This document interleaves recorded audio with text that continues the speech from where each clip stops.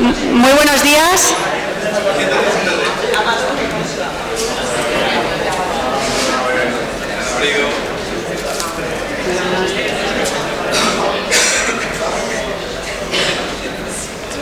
Muy buenos días. Vamos a empezar. Si os parece, me pongo aquí porque si no, detrás del atril no se me ve.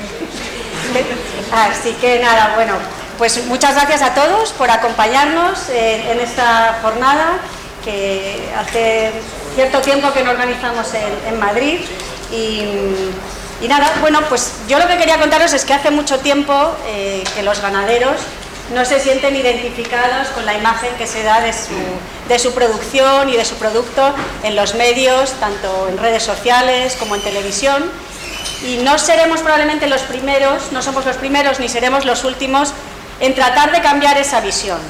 Creo que es una prioridad de la asociación. ¿No se me oye? Bueno. Es una prioridad de la asociación el cambiar o tratar de cambiar esta imagen que se está proyectando de la producción en el exterior.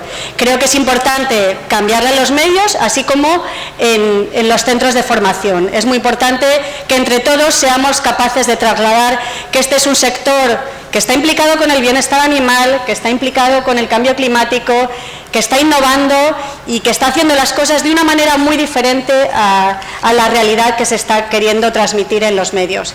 Por ello estoy muy contenta de estar hoy aquí en la facultad, ya sin exámenes ni todas esas cuestiones que me agobiaban tanto en su momento, sino para contaros esto de lo que creo que estoy muy orgullosa. Hace varios días que decían en las redes que no se me ocurre otro sector más bonito en el que trabajar. Llevo ya trabajando una serie de años y no me cansaré de decirlo. Creo que tenemos que tratar de demostrarlo y de cambiarlo porque estamos haciendo uno de los trabajos más bonitos que se puede realizar y más estratégicos, que es dar de comer a la sociedad.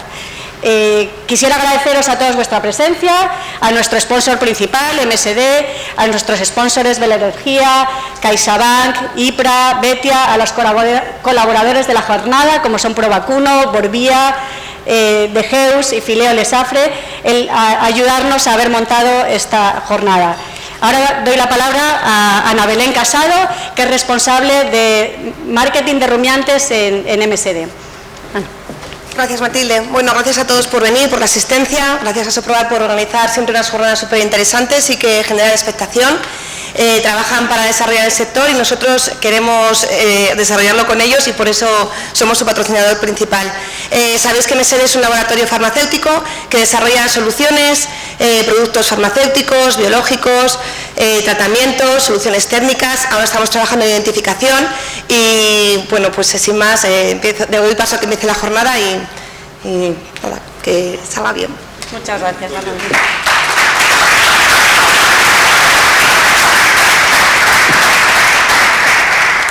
Bueno, pues voy a dar la palabra al primer ponente de la jornada.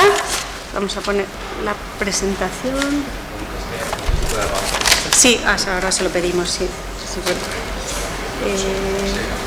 Está aquí, ¿no? Es esta, ¿verdad? Hola. Mira. Bueno, nuestro primer ponente, Pablo Resco, es ingeniero agrónomo, especialista en riesgos agrarios y responsable de mercados en la Fundación Cajamar.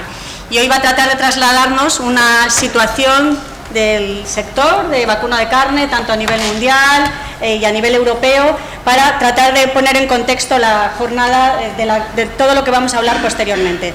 Muchas gracias, Pablo. Muchas gracias, Matilde. No sé si me oís, no sé si el micrófono si funciona bien. Bueno, en primer lugar, agradecer a Soprobar la invitación a participar a mí personalmente y a la Fundación. Bueno, yo también voy a salirme del estrado porque está hecho para hombres ilustres, hombres grandes, y yo decididamente no lo soy. Bueno, primero una pequeña presentación para que conozcáis el trabajo que hacemos desde la Fundación. Como bien sabéis, bueno, y para los que no lo sepan, Cajamar es una de las 10 grandes entidades financieras en España. Por su tamaño realmente la tiene que supervisar el Banco Central Europeo, pero de esas 10 es la única que es una cooperativa de crédito, es decir, tenemos una una relación especial con nuestros clientes, con nuestros socios, y desde luego nuestra vinculación es muy grande con el sector rural, con el sector agroalimentario en particular, ya que Cajamar proviene de la fusión de muchas cajas rurales. Solo por mencionar algunos hitos, en realidad Cajamar surge en el año 2000 como la fusión de varias cajas, de Caja de Almería, Caja de Málaga. En el 2009, tras la fusión con otras cajas como con Rural Caja o con Caja del Duero, pues al final se forma el primer grupo cooperativo de Cajamar, y en el 2014 pues se constituye el Banco de Crédito Social y Cooperativo. Es decir, no hemos dejado de crecer agrupando cajas, fusionándolas, sino también de forma orgánica ya estamos establecidos en todo el territorio español. La vinculación con el sector agro es muy grande, para los que conozcáis lo sabréis bien. Apoyamos la innovación dentro del sector agroalimentario, por ejemplo con estaciones experimentales. Aquí tenéis el ejemplo de Cajamar, de Almería, Las Palmerillas, pero hay otros como en Paiporta, en Valencia. Y lo que intentamos es ayudar a crecer al sector testando nuevas tecnologías, nuevas soluciones. De hecho, si veis esta imagen es cuando se creó en el 75, no había nada alrededor, y al final todo lo que creció ayudar. No es que Cajamar crease el modelo Almería, eso es absurdo, pero sí que le ayudó a crecer y le ayudó a mejorar tecnológicamente e implantar nuevas soluciones. Y parte de esa vinculación no se queda solo en los centros experimentales. En el 75 también se creó el Departamento de Análisis, en el 98 el Departamento de Estudios y Publicaciones, y mucha gente conoceréis las publicaciones que sacamos del sector, de los distintos sectores de agroalimentarios. En el 2005 se crea el Departamento de Formación para ayudar también a cooperativas, a gerentes, etcétera, a realmente estar en la última, con los últimos conocimientos. En el 2018 también se creó Cajamar Innova, que es una incubadora de empresas, de startups, al principio con la idea de únicamente en el agua, pero ya este año se va a implantar se va a extender a todo el resto de problemáticas, por así decirlo. Y en 2020, que es donde vamos acotando, pues creamos Plataforma Tierra, que supone el impulso a la digitalización, a la innovación, y en Plataforma Tierra lo que queremos crear es un sitio de discusión, un sitio donde esté toda la información disponible y también obviamente que el sector tenga acceso a nuevas herramientas digitales. Esta es la página web de Cajamar, está actualizada ayer, Ignacio Atance se ha incorporado con nosotros. Y como vemos aquí, bueno, pues aquí hay una pequeña pestañita de mercados, que es poco a poco vamos centrándonos ahora mismo en el tema de mercados. Y en esta página web de mercados pues podéis consultar pues toda la información del sector agroalimentario que tenga que ver con mercados, actualidad. Hay más de 700 indicadores de comercio, de producción, de precios y de comercio y de exportaciones. Aquí tenemos un ejemplo de exportaciones, en este caso he sacado ejemplos del vacuno. Hasta 2002 se han sacado 76 informes de la situación de cada uno de los sectores. Aquí tenemos también uno de los ejemplos del vacuno y 250 píldoras o comentarios breves sobre situaciones. Aquí, por ejemplo, tenemos los brotes que ha habido localizados, fechas, etcétera, y tamaños, pues según especies de todos los brotes de enfermedad hemorrágica epizootica. Y sin nada voy a empezar la presentación ya de mercados. Tendréis el informe, hay un informe mucho más completo que esta presentación, se colgará entre hoy y mañana, podéis consultarlo a partir, yo creo que del sábado o del lunes, en nuestra página web, pero mucha de la información que he sacado, que os presento, viene de ahí. En primer lugar quería hablar un poco del contexto alimentario, ¿no? Porque al final todos dependemos, o toda la ganadería depende de cómo se encuentra el precio, los precios de los cereales, de los piensos en definitiva. Y bueno, pues hay un mensaje tranquilizador, es que tras una serie de campañas, vamos aquí, en las que digamos que el mercado estuvo muy ajustado, incluso deficitario, lo que propició también ayudar a crecer los precios, desde 2021 a 2022, pues digamos que el mercado ha sido excedentario. Excedentario es decir que la producción ha subido al consumo. Los precios están como están por las tensiones que hubo con la guerra de Ucrania, pero en definitiva la base es que en los últimos 3 años la producción ha superado al consumo a nivel global. De hecho, en las últimas previsiones del USDA, que es lo que se utiliza normalmente de referencia para el mercado, que las últimas previsiones de enero mejoraron aún más esos niveles de producción, gracias a una estimación de mejor cosecha de China. De hecho, los precios, como veis o como sabréis todos los que miráis los mercados de cereales, pues en definitiva todo este año han estado bajando, poquito a poco, de forma continua, y más o menos se sitúan en los niveles de 2021, ¿no? En este caso, bueno, pues a los niveles en los que estábamos aquí, en los que todavía, bueno, pues había dudas. Es decir, para que nos hagamos una idea, estamos dentro de una franja media alta del nivel histórico. Y ahí hay cuestiones que factores de fondo que pueden preocuparnos o que habrá que estar atentos. En primer lugar, el consumo de China. Ya sabéis que China es una aspiradora, allí las necesidades de China son brutales. Bueno, pues la economía china, si leéis los periódicos, no termina de arrancar. Se esperaba en el principio de 2023 que con la eliminación de las últimas restricciones de la pandemia, pues la economía china iba a despegar. Y la verdad es que está creciendo, pero no al ritmo que se esperaba. Es decir, que no está actuando como la demanda china, no está actuando de una forma tan grande como se esperaba. Ahí bien, ahora estoy hablando de cereales, estoy hablando de carne, etcétera. Y luego hay otro factor de fondo que es la reserva respecto al consumo, que es un factor ahí que normalmente se tiene en cuenta. Las reservas respecto al consumo, si cogemos en la mundial, incluida China, están en un 35%, lo cual es un nivel altísimo, pero hay que tener en cuenta siempre los datos de China bueno, es un país que la transparencia tampoco es que sea tremenda, y en cualquier caso es un país importador. Lo que se mira mucho es los ratios de consumo, de reserva respecto al consumo, está al revés, respecto al consumo en el resto de países, principalmente los exportadores, y ahí nos encontramos con que los niveles están a unos niveles más modestos, de un 15%, y que están a unos niveles relativamente, y dentro de una evolución histórica, relativamente bajos. Que esto quiere decir pues que relativos movimientos climáticos, etcétera, malas cosechas, digamos que puede crear alarma. Pero bueno, como he dicho, estamos hablando de que las circunstancias pues parece que son por ahora benignas. Hay muchos factores de fondo, si queréis me preguntáis luego, pero bueno, más o menos esas son ideas a tener en cuenta. En el mercado de vacuno voy a hablar del mercado internacional, el europeo y el nacional. Estas son las últimas estimaciones del USDA, son de enero, son las últimas que hay, y bueno, también como se suelen tener más en referencia, pues vienen muy bien, ¿no? Tenerlas muy recentitas. La producción de carne se espera que a nivel global suba 2024, de hecho llevaría 2 años de crecimiento, pero lo que se observa es que el censo ganadero disminuiría por primera vez en unos 8 años, al igual que la producción de torneros. Esto es, pues en definitiva, parece que va a aumentar la producción de carne, pero a costa de una reducción del censo ganadero. Obviamente son datos globales, se suman datos de China, datos europeos, y conviene tener muy en cuenta las diferencias regionales, sobre todo en los países más exportadores. Estamos hablando de Estados Unidos, Brasil, Argentina y Australia, en este caso. Y en este caso, en Estados Unidos y en Argentina, pues lo que se espera es una reducción de la producción de carne. Producción de carne, sobre todo por las condiciones climáticas que han tenido este año, sobre todo en Argentina la sequía, y en Estados Unidos también. Y también, bueno, de fondo también subyacen ciertos problemas socioeconómicos, lo veremos un poco más adelante.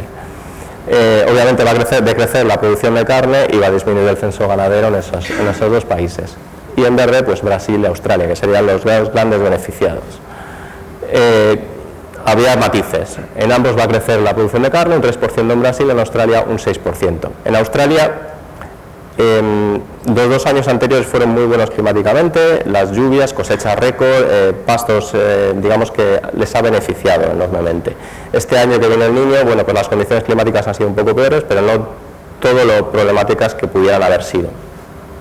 De hecho, este año para 2024 se espera ese crecimiento del censo y se espera el crecimiento de la producción de carne.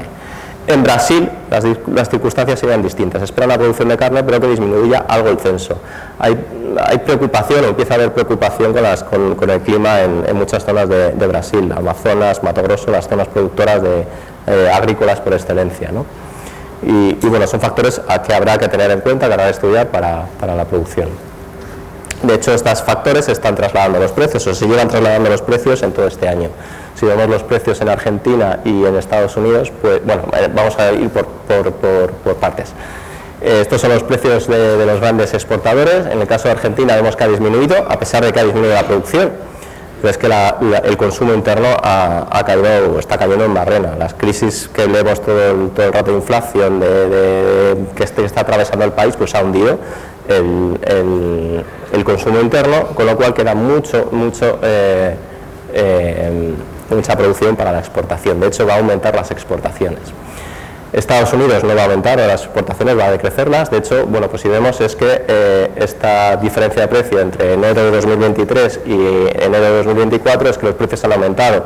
Ha bajado la producción, pero ha bajado mucho menos el consumo. Entonces los precios han tendido al alza. Y los grandes beneficiados, Australia y Brasil. Australia pues se ha beneficiado, ha incrementado la producción, con lo cual tiene los precios muy competitivos. Está exportando mucho a Asia, su zona de influencia, incluso a Estados Unidos, beneficiándose de los acuerdos que tienen comerciales con ellos.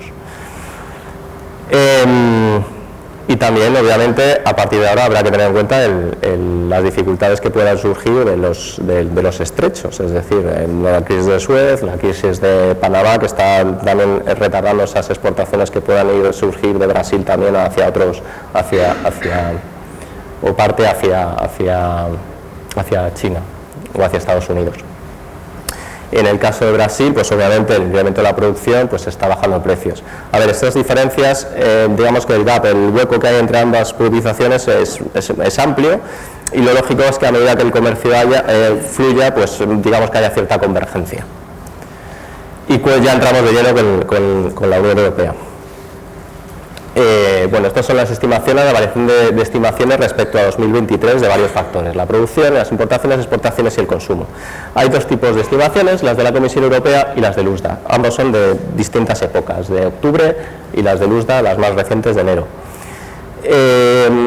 Digamos, las previsiones económicas de la economía en general de la Comisión Europea, las últimas son de noviembre, diciembre, y ya hablan de cierta mejoría. El mercado de empleo está aguantando en toda la Unión Europea, muy bien, la inflación se está empezando a controlar, con lo cual, digamos que los datos de la Comisión Europea a lo mejor se tendrían que actualizar y ser más optimistas en cuanto al consumo, y el consumo obviamente tiraría de la producción, de las importaciones, etcétera. Entonces, digamos que, bueno, vemos que aquí hay unas diferencias grandes, pero realmente sí, posiblemente en las nuevas previsiones de primavera de la Comisión esas diferencias se disminuyan. Digamos que aquí la Comisión Europea establece que la producción variaría un menos 5,4%, el USDA prevé un menos 0,5%, las importaciones, obviamente, si sube el consumo y baja la producción, pues aumentarían más en el caso de las del USDA, 5,6% frente a un 4,9% de la Comisión Europea, y las exportaciones, la Unión Europea pensaba, como el consumo iba a ser bajo, que aumentaría un 2,1%, pero el USDA estima que realmente bajarían por la mayor demanda interna.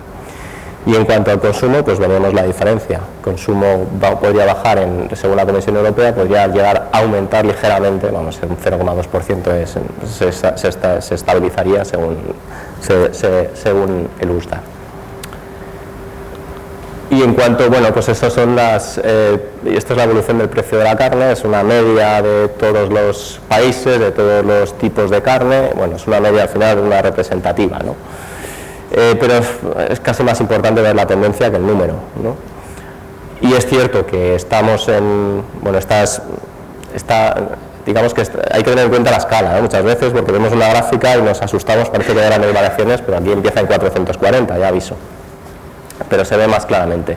Los niveles están históricamente altos y parece que van a seguir. Sé que hay componentes estacionales, pero lo que es importante es que parece que se va a seguir en esta franja alta, los precios dentro de la Unión Europea.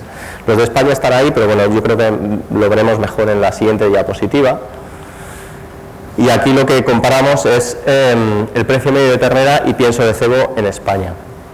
La ternera que hemos cogido, la de 180 a 300 kilos, podríamos haber cogido otra, pero bueno, y está en euros por cada 100 kilos de canal de entrada al matadero, y el precio, y está señalado en la más rojiza, y el precio en euros de pienso está en las amarillas.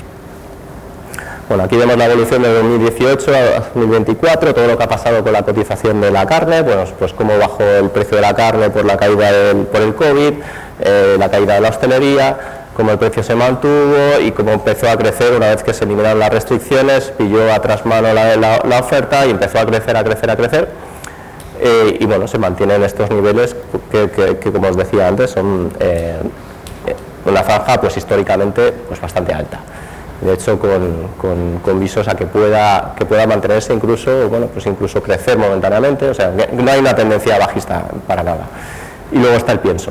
El pienso, bueno, pues como sabemos, después del COVID, por esas tensiones entre oferta y entre producción y consumo, más las tensiones del COVID logísticas, pues empezó a crecer en 2020-2021, se mantuvo y ya se ha disparado con la crisis de Ucrania y desde entonces sí ha seguido bajando y más o menos estamos en los niveles de 2021. Eso obviamente ha afectado a los márgenes. Aquí tenemos el cuadro de márgenes, estamos acostumbrados a verlos a los de la comisión, los del ministerio, más o menos hemos seguido aquí la metodología de la comisión con los baremos del ministerio. Todas las unidades están expresadas en euros por cada 100 kilos de canal. Vemos aquí los como pues los precios han mantenido en una franja alta y como los piensos han ido bajando, con lo cual los márgenes se encuentran en niveles históricamente altos. De hecho, según los datos de renta del Ministerio, en 2023 subió el valor de la producción un 0,5% debido a que se incrementó los precios un 8,3%, la reducción del 7,2% en la producción, y durante el mismo periodo se observó una disminución del gasto del 2% en el caso de los piensos. Lo importante es que al final lo que vemos es que el margen de cebo es ahora, en enero, pues a finales del 2023, porque no está incluido los de enero, un 14% mayor que hace un año. Y aquí tenemos el balance de España de vacuno, de carne de vacuno. Son datos que hemos usado usando los niveles de producción. Luego me adentraré un poco en cada una de estas partidas, pero sí que me gustaría que vieseis el balance completo, ¿no? La producción, las exportaciones, las importaciones y consumo aparente. Se han utilizado las toneladas equivalentes de canal, con las transformaciones con los coeficientes necesarios. La producción en 2023 hemos pasado a 579.000 toneladas en canal equivalente, es decir, han disminuido un 6%. Las exportaciones en 231.000, es decir, ha bajado un 1%. Las importaciones en 135.000, es decir, han subido un 11% en total, motivadas precisamente por la caída de la producción. Y el consumo aparente, que al final se consigue restando de la producción las exportaciones y sumando las importaciones, al final hemos caído un 5%. Estos son datos hasta octubre, es decir, de enero a octubre, es decir, faltaría sumarle 2 meses. Y como veremos, esos 2 meses es importante tenerlo en cuenta. En esta gráfica vemos la evolución de la producción de carne. La gráfica la línea más débil son los datos reales, los datos mensuales. Los otros es una media al final de tendencia, ¿no? Pues utilizando una media móvil de 12 meses, pues vemos un poco desestacionalizando, podemos ver cómo se ha comportado. Vemos que la producción de carne pues tuvo el pico máximo aquí en 2022, todos sabemos por qué, es decir, la inseguridad, los precios del pienso caros, sequía, digamos que había mucha incertidumbre, lo que llevó al crecimiento muy grande, niveles récords la producción, que poco a poco se ha ido cayendo, incluso, pero que ahora parece que se ha estabilizado, incluso podría llegar a crecer. Estos son datos hasta octubre, perdona. Y aquí tenemos el consumo de carne. El consumo de carne de los hogares, que es el más representativo del consumo. Vale.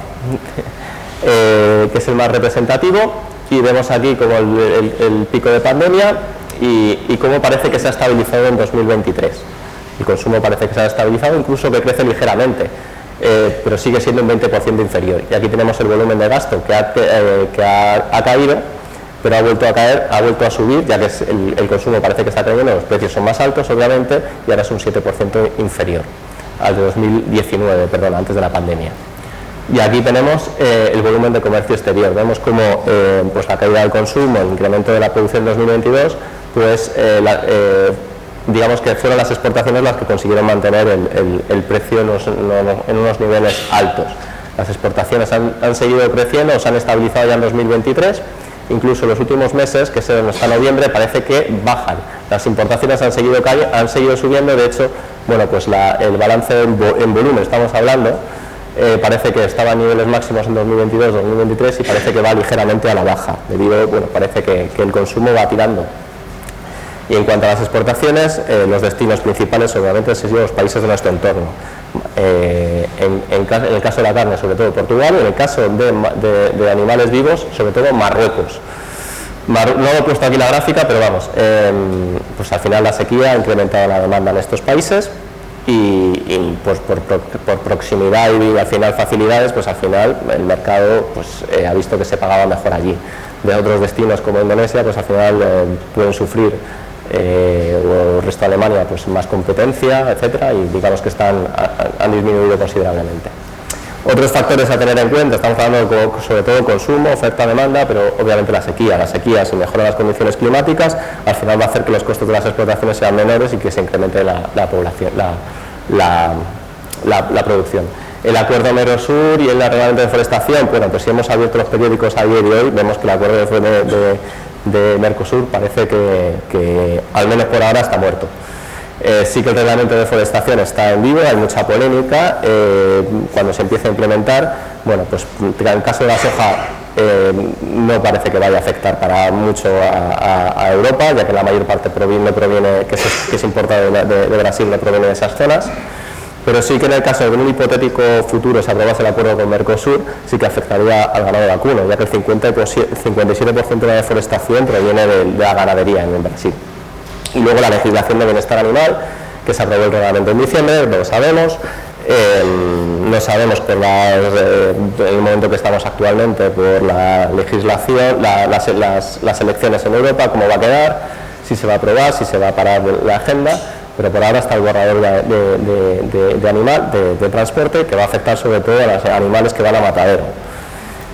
En nuestro caso afectaría mucho las exportaciones al norte de África y bueno, de forma general para todo el conjunto, pues la Comisión estima que tendría un efecto de 1,5 céntimos, pero claro, sobre el conjunto de volumen de la producción, del volumen de producción en Europa.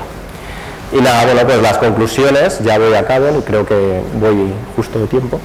Bueno, la Unión Europea mejoraría los datos económicos, eso es un dato importante, que podría propiciar la recuperación del consumo interno, estimular la producción, pero también obviamente las importaciones. En España, el crecimiento de las exportaciones y la estabilización del consumo interno son los que han mantenido los precios altos y la disminución del precio del pienso ha propiciado un aumento de los márgenes de cebo. Y bueno, pues aunque por ahora se estima un consumo que haya descendido un 5%, es posible que en los últimos meses del año pues esa situación se mejore. De hecho, bueno, hablando con empresas, pues muchas de ellas dicen que realmente que en 2023 el balance ha sido positivo. Y ya está, muchas gracias y no sé si tenéis alguna pregunta o lo dejamos ya o para el final, como queráis.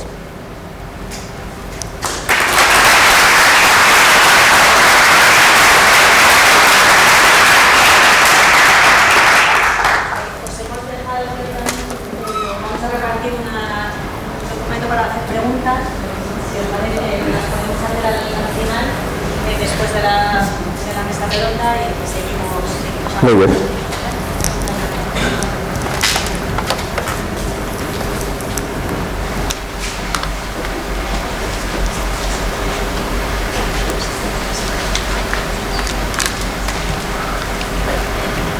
¿25 minutos? Sí. Clavado. Bueno, pues muchas gracias. Vamos a seguir con la jornada, con las presentaciones.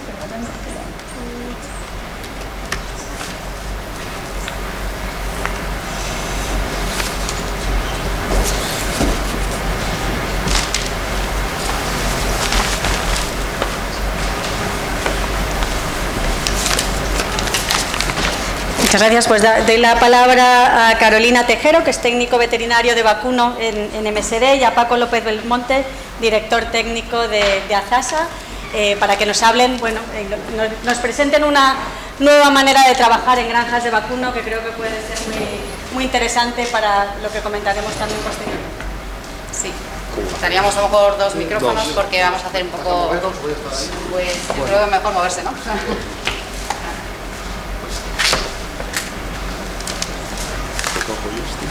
Pilla aquí un poquito de... Sí, si quieres. Y este de aquí. Bueno, ¿se escucha? ¿Está bien? Vale, ¿y a mí? No, a mí no. Sí, sí. ¿A mí se me oye? Sí, también. Más cerquita, sí. Sí, vale, perfecto. Bueno, como ha comentado Matilde, si quieres a lo mejor, si quieres presentarte un poco, Paco, vamos a hacer como una especie de dueto porque vamos a hablar sobre un proyecto que se empezó hace pues 20 años, ¿no? Más o menos, sí. Además justo en 2004, en el que tuvimos a lo mejor la suerte de trabajar con, la verdad que con un equipo y con las personas del equipo del Rancho de las Nieves para instaurar la identificación electrónica y cómo hacer uso para las necesidades que realmente la granja tenía en esos momentos. Entonces haremos un poquito sí, entonces, la introducción. Yo me encargué más de la parte del reto tecnológico que nos habían propuesto desde el Rancho de las Nieves, y Carolina fue más la ejecutora durante muchísimos años de todas las herramientas que les pusimos para poder hacer la gestión. Si quieres, vamos bastante aquí. Bueno, primero, antes de más, sí que ha sido la presentación un poco así, agradecer sobre todo a Soprovac la oportunidad de estar aquí y a lo mejor enseñar a lo mejor lo que hemos ido trabajando.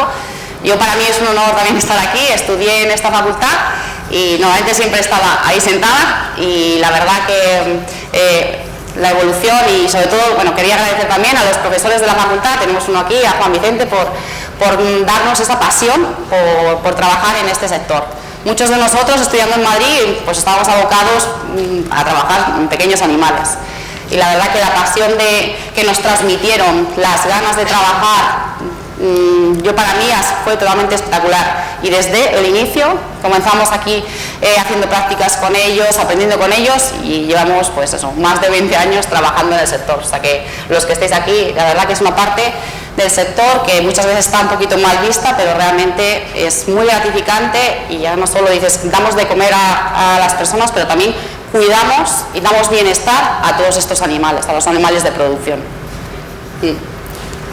Vale, para adelante.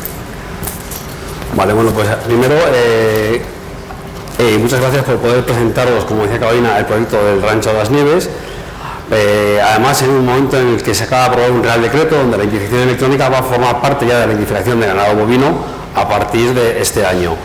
En aquel momento, hay que ponernos en contexto, en el año 2003, cuando nos llaman para decirnos que sí podíamos hacer una gestión de una granja de vacuno, era en el 2003, no existían, se decían que los ordenadores portátiles iban a equipararse a los teléfonos de bolsillo. Resultó que al final el teléfono portátil ha desplazado totalmente a los ordenadores de mano, como existían en aquel momento. En aquel momento, ahora mismo no podemos imaginarnos que íbamos a tener todas aplicaciones en los móviles donde podríamos comunicarnos entre nosotros, podríamos mandar documentos, podríamos mandar fotografías, podríamos compartir un montón de cosas. Hace 20 años eso era impensable. Y como dijo en aquel momento también Bill Gates, aquellas empresas tecnológicas que no sepan aprovechar los retos de todas las novedades no tendrían éxito.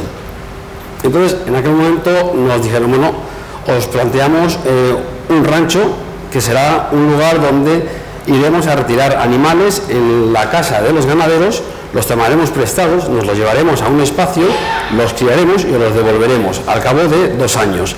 En ese trasiego hay que coger animales cedidos, que no son de su propiedad, con lo cual habría que hacer inspecciones en la recepción, habría que hacer inspecciones a la llegada, habría que tomar una cantidad de datos ingentes porque eran animales que querían ver su evolución y había que encontrar un control sanitario diario e individual.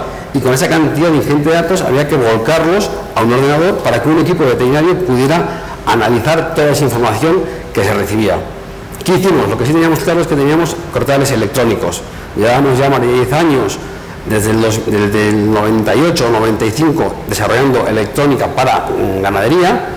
En ese momento consideramos que teníamos maduro el cortal electrónico y lo aplicamos, de forma que se aplicaban cortales individuales con un código único a cada animal en la recogida. Se le ponía otro cortal de color por la comunidad autónoma para que cuando el propietario visitase el rancho, quisiera ver la evolución de sus animales que estaban cedidos, pudiera localizarlo por comunidades autónomas. El reto era que en aquel momento la tecnología era lo que había, no había wifi, no había bluetooth, todo era conectado por medio de cables y teníamos que tomar muchísima información de los animales y trasladarlo en tiempo real todos los días, volcar los equipos de mano, trasladarlos a las oficinas, volcar la información para que esos veterinarios todos los días tuvieran la noción y el conocimiento de lo que estaba ocurriendo en el rancho. Y casi te dejo a ti, sí, que ahí ya pasamos a gestionarlo todo. La parte más tecnológica, que era el reto que a lo mejor que ASASA se enfrentaba ante un proyecto de esta magnitud.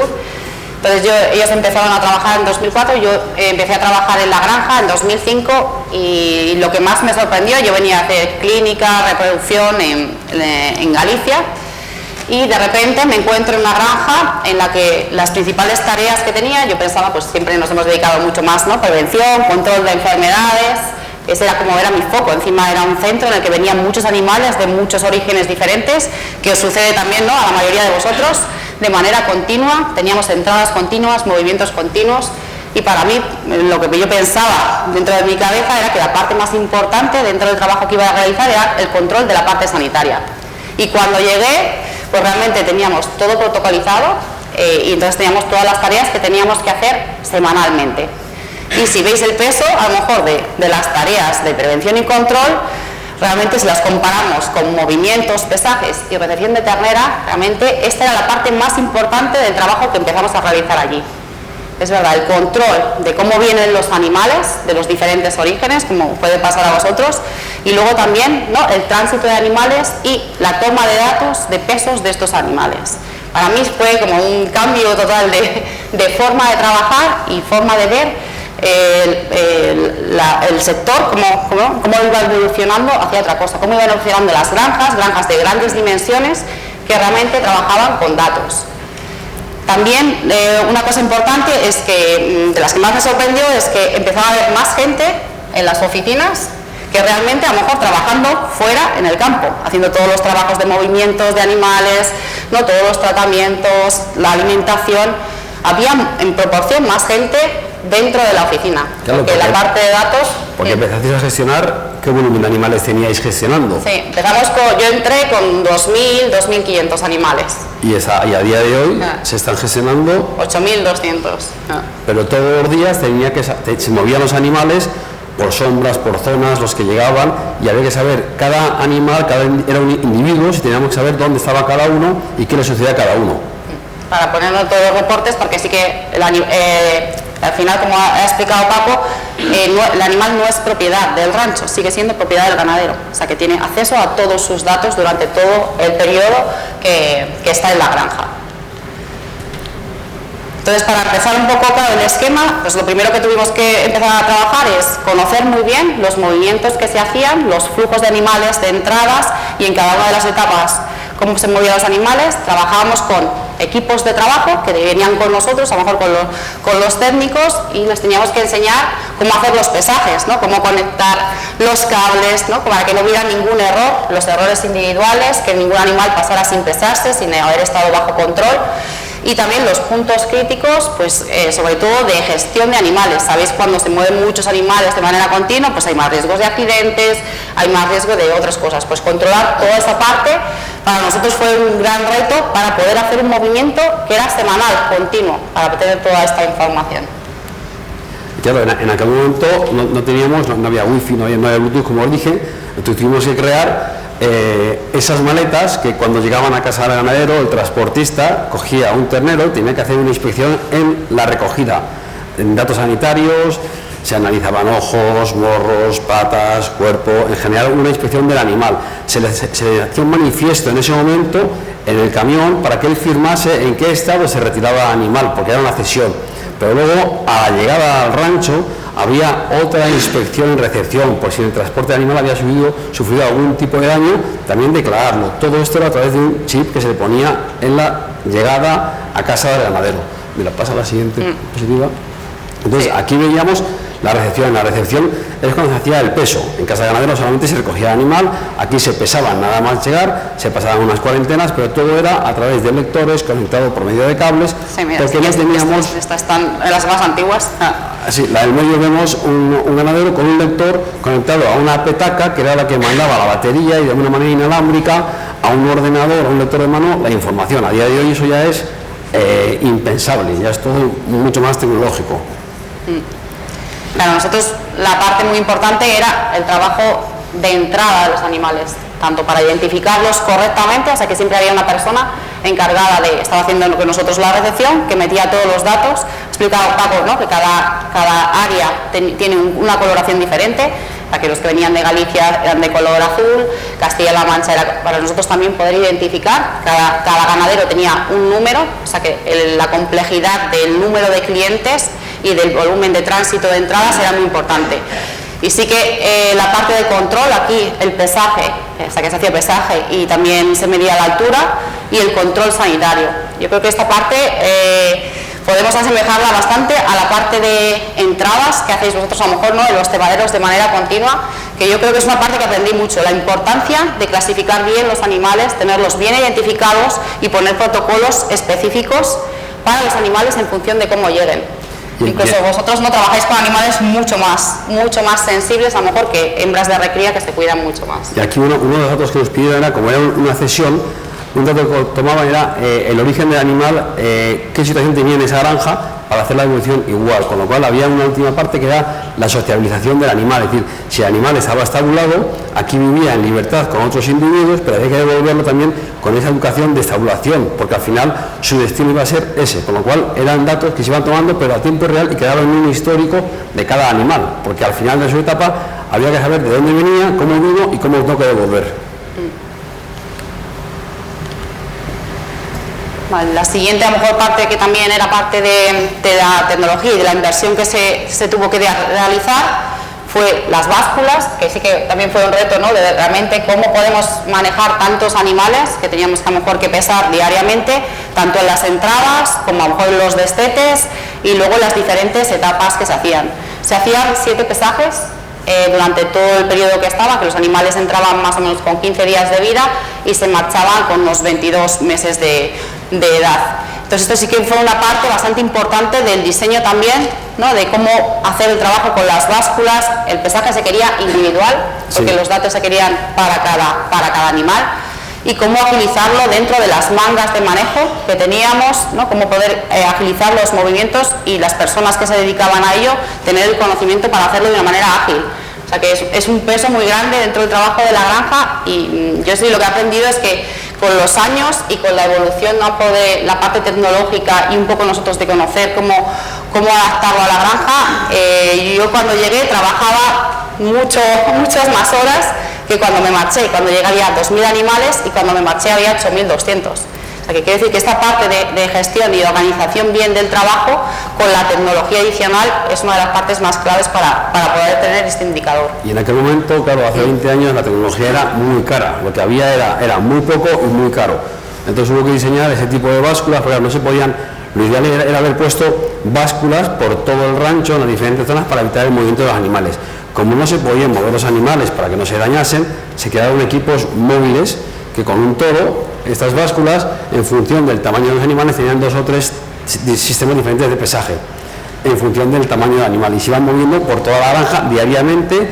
El trasero que teníais de básculas era terrible, tenían 2 o 3 equipos, pero pesaban los 8.000 animales todos los días, y además se desarrolló la altura, porque otro dato que quería era medir la altura. Ahí hicimos estudios con sondas infrarrojas, pero bueno, ahí tenía mucha variabilidad, el pelo, la humedad, y no pusimos conseguirlo, con lo cual tuvieron que pesar a mano. Sí, las medidas de altura se hacían a la mano. Supongo que en el futuro esto será mucho más fácil, porque sí que es verdad que los animales al final también se mueven, y no hacer justo el corte realmente de dónde es el lugar ideal para medir a veces costaba más, había más variabilidad.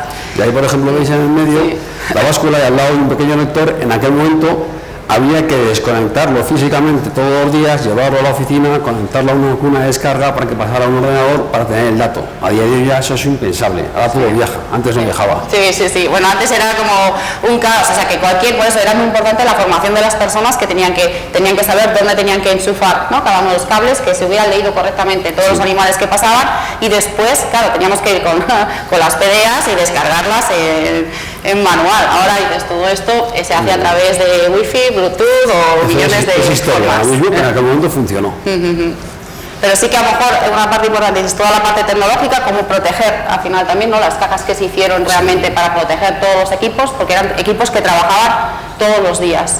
Pues esa parte también de diseño, tanto de las básculas como de la parte de protección, es muy importante. Luego se fue evolucionando, ¿no?, porque el sector evolucionó. Claro, luego el sector se hizo más popular el uso de la electrónica, con lo cual, cuanto más usuarios seamos, se empieza a desarrollar más tecnología. Al final no es un mercado como el de teléfonos móviles, que hay miles de usuarios, al final esto es un entorno animal, que al final no hay tanto volumen como puede ser a nivel global el uso de teléfonos móviles. Pero hemos ido evolucionando y ahora ya tenemos tecnologías de lectores fijos, lectores portátiles, móviles, con wifi, con bluetooth, con todo tipo de tecnologías para transferencia del dato. Es decir, hemos evolucionado bastante. Sí, la parte a lo mejor de poder trabajar, ¿no?, y al final con las TDAs, tener tareas creadas, podemos introducir aparte de los pesos muchas más cosas. Protocolos de vacunación, tratamientos, puedes crear todas las tareas que tú tengas en la granja y transmitirlo aquí y directamente se vuelca. Claro. Lo que evitábamos es el error de transición manual y luego la inmediatez. Antes lo que ocurría es que tú tomabas un dato y hasta que alguien en la parte administrativa lo trasladaba a un ordenador, cuando llegaba el resultado, a lo mejor esa incidencia sanitaria te llegaba a los 5 días, cuando la atajaba ya era tarde. En el rancho necesitaban que fuera todo inmediato, o sea, lo que sucediera tiene que saberlo al día, porque no eran animales suyos, con lo cual se buscaba la inmediatez. A día de hoy ya todo lo que ocurre viaja, antes no viajaba, antes había que hacerlo viajar. Había que moverlo. Y un poco el resultado de todo este trabajo que se realizaba haciendo los pesajes en las diferentes áreas era realmente, dices, cada uno de los cuadritos es uno de los animales que en ese punto estaba en la granja. Conocíamos en cada momento, en los diferentes pesajes, cuál era el peso de cada uno de los animales y podíamos ver las dispersiones, ¿no?, en cada uno de los valores. Podíamos marcarnos, ¿no?, unos objetivos reales de lo que queríamos en cada una de las etapas.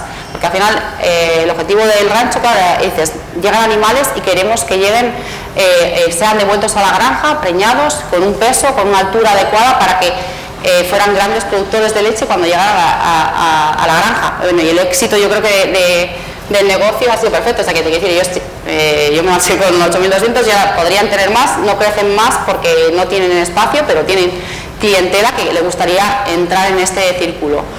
Y realmente yo lo que podías ver en cada uno de los pesajes que se realizaban, nosotros teníamos todos los lunes una reunión para saber y valorar en cada una de las etapas que se hacía, pues la ganancia media diaria, los días que tenían, sobre todo muy importante el porcentaje de animales que no alcanzaban los objetivos, ¿vale? Porque a lo mejor para nosotros es muy importante que si el animal no alcanza el objetivo, pues comunicárselo por un tema sanitario, reconocerlo y poder tratarle, o bien también por un problema a lo mejor genético, defectos de cualquier tipo, para comunicárselo realmente al ganadero para que ese animal fuera su elección, porque es suyo. Tú le hacías un informe y decías, pues nosotros te recomendamos no seguir recriando este animal. Realmente que el ganadero tampoco perdiera dinero aquí.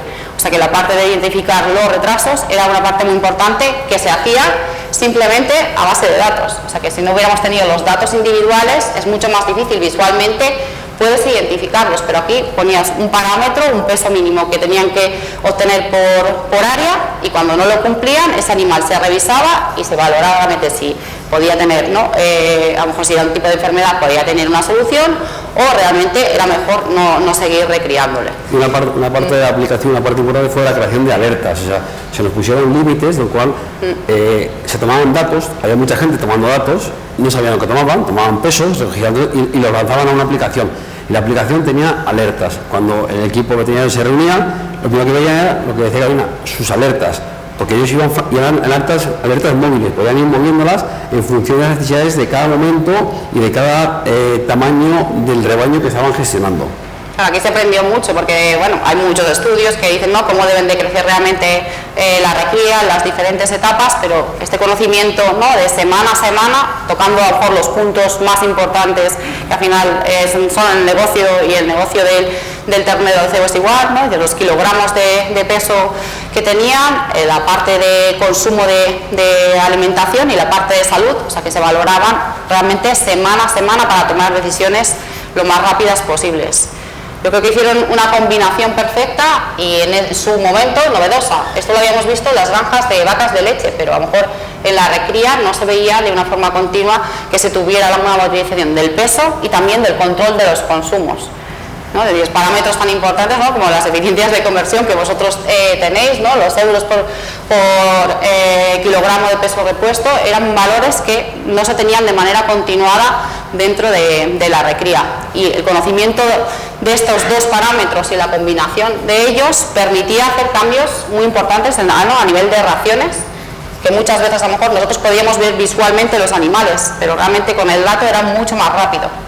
También podíamos identificar, ¿no?, cualquier problema en cualquiera de los lotes de nutrición y salud, y muy importante, como he dicho, identificar los animales que realmente no cumplían los objetivos, y sobre todo la eficiencia de conversión. Y os pongo esta tabla porque para el cebo es muy importante, ¿no?, realmente tener estos datos, y esto lo han conseguido ellos, tener totalmente este conocimiento gracias a los datos de peso. Esta es la carta que nos ha dejado Vicente García, que es el gerente del rancho, porque realmente aquí se ve lo importante que para él ha sido. Sí, fundamental. La facilidad, te dice, la identificación electrónica y las básculas llevan funcionando perfectamente desde hace muchos años, es su valoración. La coste de alimentación, el compañero que ya estaba hablando antes ha dicho, ¿no?, es la parte más importante en nuestro negocio. Conocer lo que pesan y lo que comen nuestros animales es vital. Si no tenemos estos dos datos, muchas veces tomamos decisiones incorrectas. Así que el uso de las básculas, ¿no?, es imprescindible para tener realmente un conocimiento de lo que sucede, y yo creo que la recría se puede asemejar perfectamente a los que trabajáis, ¿no?, al final haciendo carne, y nosotros seríamos futuras terneras. Bueno, yo de manera rápida, porque vamos, creo que muy justo de tiempo, pues quería contar un poco el nuevo Real Decreto que ha salido para regular la identificación de todas las especies de rumiantes. En este caso, para el ganado bovino, creo que va a ser una mejora para la gestión de las ganaderías, trazabilidad y un mayor control. La novedad es que todos los animales nacidos a partir del 30 de junio del 2024 tendrán que llevar uno de sus cortales y va a ser electrónico. No va a haber una modificación muy drástica en el dispositivo, simplemente, como veis, una de las piezas llevará incorporado un cortal electrónico que no deja de ser un chip, que es la misma tecnología que estamos utilizando en equinos y en ovino. La nomenclatura es importante porque ahora mismo desaparece el dígito de control y se utiliza un código ya internacional, como vienen de otros países de Europa, que nos vienen ya animales electrónicos. Hemos incorporado el código 22, que es la especie de animal, y el 01 sería la comunidad autónoma, porque es lo que todos los lectores, la mayoría de los lectores, muestran los últimos 15 dígitos. El dígito electrónico son 23 dígitos, donde tenemos las primeras posiciones, es animal, la especie, la versión del duplicado, es un código único de 23 dígitos. Cuando se pierde, se duplica, pero no duplicamos el número, sino generamos un nuevo número donde la segunda posición es la que versionamos. Y se ha puesto el código de especie en la parte visual, porque podríamos tener, si no, riesgo de compartir identificaciones con equinos o con ovino. De esta manera, cuando tengamos en un papel el número, porque habremos perdido el identificador electrónico, podemos identificar si es de un ovino o de un equino o de un vacuno. Se ha reservado un código 27, ahí lo veis, porque también de forma voluntaria todos los ganaderos que tengan identificación visual actual podrían migrarla a electrónica colocando ese código 27 para identificar que ese animal viene de una identificación anterior. ¿Qué ocurre? Que para hacer el cambio